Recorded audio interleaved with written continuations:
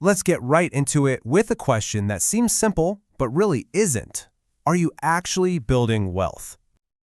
Okay, start with this. It's a statement that sounds completely backwards, right? Compounding backwards in a totally safe savings account. I mean, how is that even possible? Stick with me here because this one little idea is the key to absolutely everything. And that brings up this really uncomfortable question.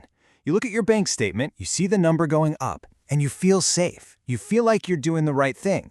But what if that feeling is just an illusion? What if, while you're busy saving, you're actually getting poorer?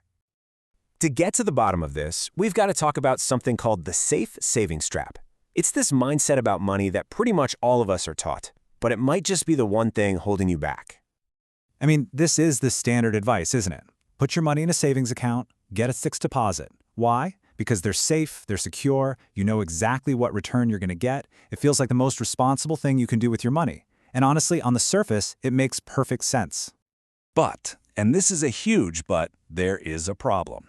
There's this invisible force, kind of like a hidden thief, that's working against you 24/7.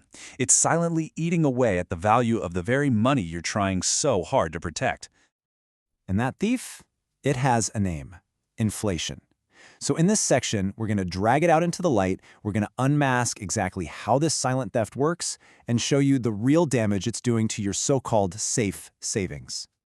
So the single most important idea you need to get is this thing called real return. Forget the interest rate you see advertised by the bank. That's just the nominal return.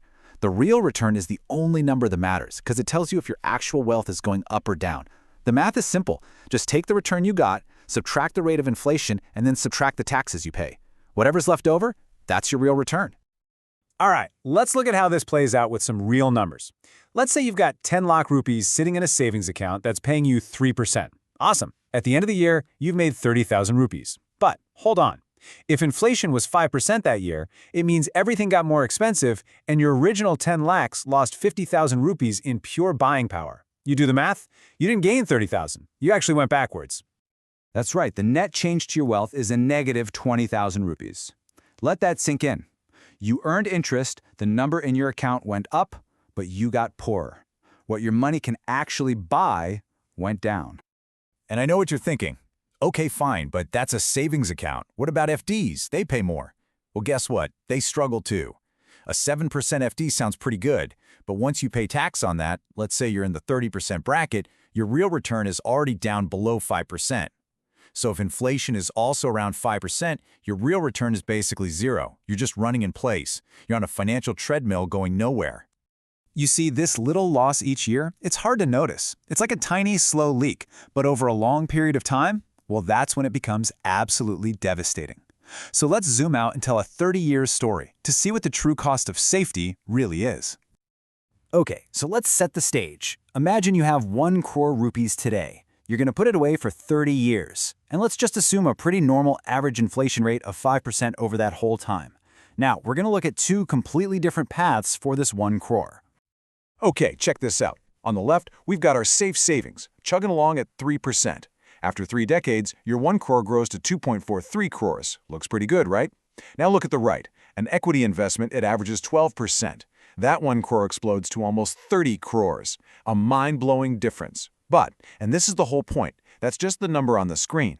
Now look at the real purchasing power in today's money. Your safe 2.43 crores, it can only buy what 56 lakhs buys today. You lost nearly half your wealth.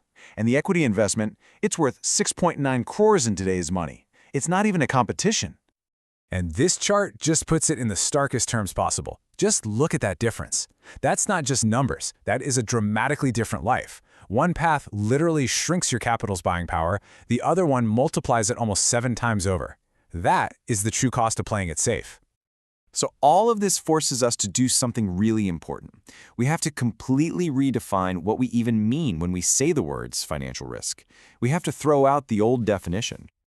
You know, we're taught to think that risk is the stock market going up and down, that short-term volatility. But that's not the real risk. The real risk, the much bigger danger, is the quiet, slow, guaranteed destruction of your wealth from inflation, when it's sitting in a safe place. One is a possibility of a temporary drop, the other is a mathematical certainty of a permanent loss. Let that just sink in for a minute. The very things we are told are safe are, over the long run, the absolute riskiest places you can park your money. Why? Because they all but guarantee you will lose purchasing power over time. So look, this isn't just some abstract financial theory. This is about your money, your future. So the most important thing you can do after watching this is to figure out your own real return.